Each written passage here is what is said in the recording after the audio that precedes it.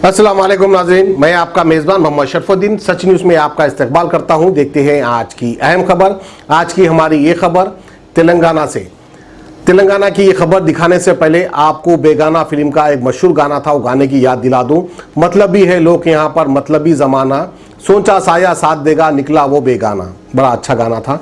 नाज़रीन, खबर ये है कि कांग्रेस के कुल मिलाकर 18 एमएलए थे। अब कांग्रेस में बचे सिर्फ 6 एमएलए, क्योंकि बाकी 12 एमएलए टीआरएस पार्टी ज्वाइन कर चुके हैं। अब बड़ी पार्टी उभर के आ रही है, यानी अपोजिशन पार्टी उभर के आ रही है, वो है एआईएमआईएम, जहां पर एआईएमआईएम के 7 एमएलए हैं। अब लीडर ऑफ अपोजिशन देखे जाएंगे अकबरुद्दीन अवैसी।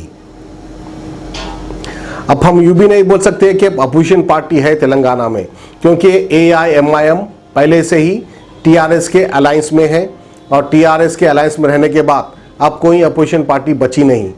तो पता नहीं तेलंगाना में किस तरह से जस्टिस होगी और किस तरह से आवाम को इंसाफ मिलेगा, क्योंकि जुडिशरी में ये अहम माना जाता है, क्योंकि एक अपोजिशन पार्टी रहना बहुत ज़रूरी है हुकूमत के खिलाफ वर्जी करने के लिए।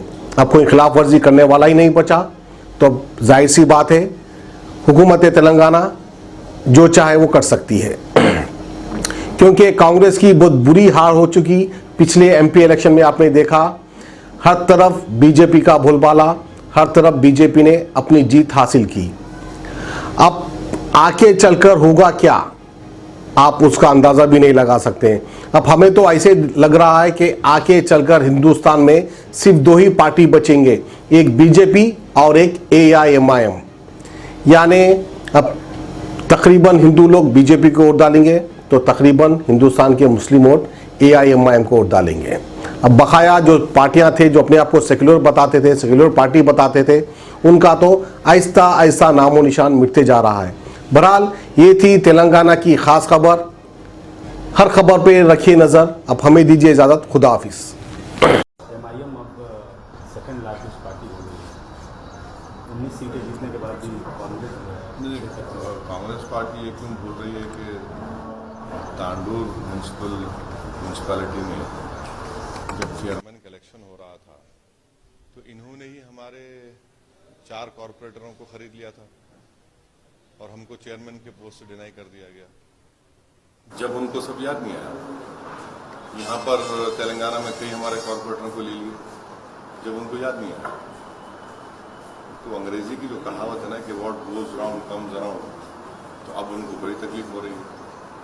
दूसरी बात यह है कि जब स्पीकर तेलंगाना ने फैसला लिया है, तो वो उनको तो इख्तियार है एक्ट के लिहाज से, और हम स्पीकर तेलंगाना से ये गुजारिश करेंगे कि क्योंकि एमआईएम सेकंड लार्जेस्ट पार्टी है, तो एमआईएम को लीडर ऑफ अपोजिशन का पोस्ट मिलना चाहिए। तीसरी बात यह है कि दिल्ली असेंबली में 70 की विधानसभा है, 70 एमएलए की, उसमें बीजेपी के 3 एमएलए हैं, तब भी उनको दिया गया ना। अब जब एमआईएम के साथ हैं, तो हम स्पीकर तेलंगाना से रिक्वेस्ट करेंगे कि आप हमको लीडर ऑफ अपोजिशन हमारी पार्टी को पोस्ट दीजिए, क्योंकि हमारा नंबर कांग्रेस से बढ़कर है। आपको उम्मीद है कि नहीं, इसका देखिए, ये 10% का रूल नहीं है कोई। जब दिल्ली असेंबली में 70 की विधानसभा में 3 एमएलए बीजेपी के हैं, तो उनको वो पोस्ट दिया गया, और लीडर ऑपोजिशन का एक स्टैट्यूटरी पोस्ट है, और जो सेकेंड लार्जेस्ट पार्टी होगी उसको मिलना चाहिए, वो तो सबको मालूम है। तो हम रिक्वेस्ट करेंगे स्पीकर तेलंगाना से कि आप अब एमआईएम पार्टी को लीडर ऑपोजिशन का पोस्ट दीजिए, और इस सिलसिले में हमारी पार्टी स्पीकर ऑफ तेलंगाना से मुलाकात करेगी, उनको बाज़ाब्ता हम एक रिप्रेजेंटेशन देंगे, और हमको उम्मीद है कि स्पीकर तेलंगाना इस पर एक पॉजिटिव एक्शन लेंगे।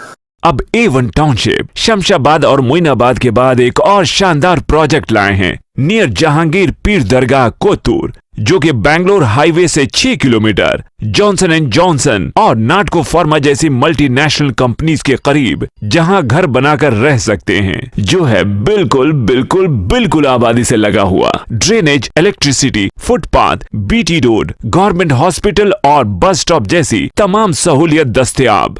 A1 टाउनशिप में आपका ये छोटा सा इन्वेस्टमेंट आपका और आपके बच्चों का मुस्तकबिल बदल सकता है। Address pillar number 235 opposite fisheries department, Rajendra Nagar, Hyderabad.